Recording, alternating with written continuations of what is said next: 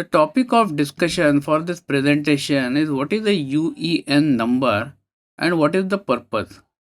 Do you get different registration numbers when you register with other government agencies like IRAS and CPF after the company is incorporated? And we will also see the structure of UEN number only for company and foreign companies. So let's understand more in detail. So UEN number term you might have heard when you were searching for Singapore Company Incorporation. So UEN number stands for Unique Entity Number. In Singapore, every individual, every person who resides in Singapore has an identity number and it is called as NRIC, Nationally Registered Identity Card Number. Same way for every business entity or every organization that is registered in Singapore will get a UEN number. So it is a unique identity number for each business entity.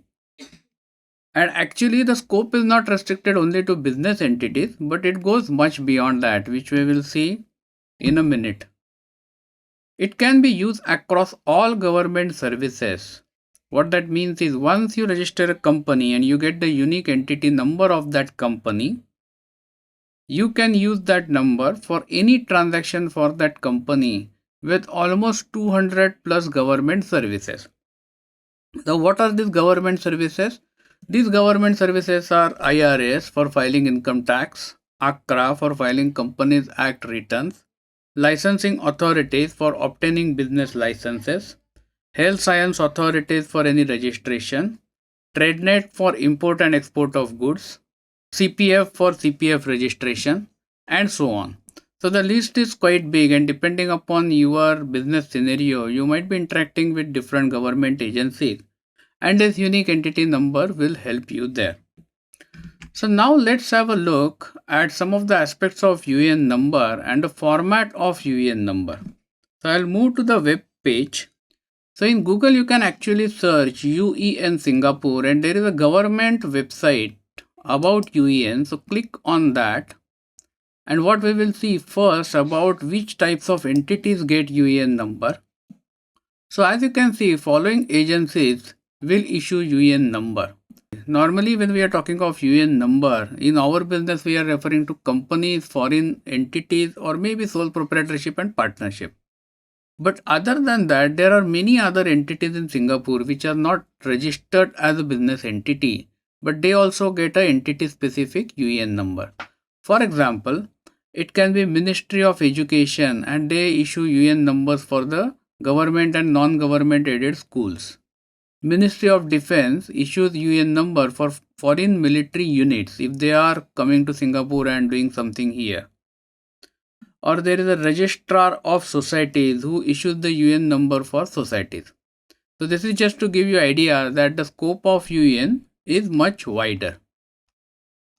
Now having done that, let's understand the structure of UEN. So let me just put a name of a company and I will do search.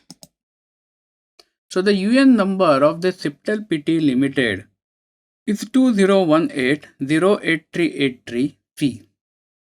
So in this UEN number, so this is a UEN number structure for private limited companies, and in this UEN number, first 4 characters or first 4 numbers indicate the year in which the company was incorporated. The next 5 numbers actually are for identification of that company. So that is a serial number of that company in that year. And the last character, C, what you see, is kind of a checksum character. So there is some logic which is applied on this number and that last character is derived. Now if I take some other company, if I take another company, you will see that this company was formed in year 2011. So the first 4 characters are 2011 followed by the company number and the checksum character. Now let's have a look at a foreign company registration, that is a branch registration UEN. So this is the entity is Lova Impex Private Limited Singapore branch and it is a foreign company. So in this case the structure is slightly different. It starts with T13, FC stands for foreign company and then 4 digits followed by a checksum character. So T represents here 20th century because letter T is 20th in the alphabet list. So any company registered, any foreign company registered as a branch anywhere after year 2000 will have T, and anywhere before year 2000 will have S as a letter. So T stands for 20th century, 13 is a year. So T13 means 2013. This branch was registered in year 2013. FC stands for foreign company, and then 0192, 4 characters or 4 numbers are kept for the specific identification of this foreign company, and B is a checksum character. So in summary, UN is the identity number of the business entity. It can be used in many government agencies without having the need to register a new number.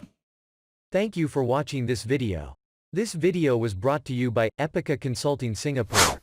Subscribe to our channel today to get notified when new videos are posted.